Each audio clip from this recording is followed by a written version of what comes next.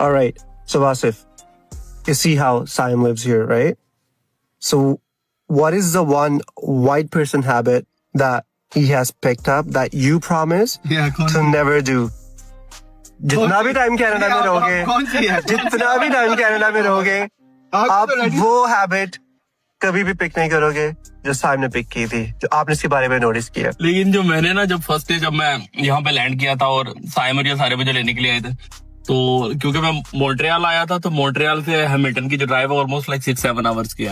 क्योंकि जब मैं आया तो कॉफी के इतने बड़े बड़े कप पहले पड़े हुए थे कि तकरीबन 2 घंटे बाद हमारा मतलब जहाँ पे लाइक ब्रेक लगी के लाइक रेस्ट रूम के लिए वॉशरूम करना था, गैस फिल करवानी थी, तो वहां पे रुके।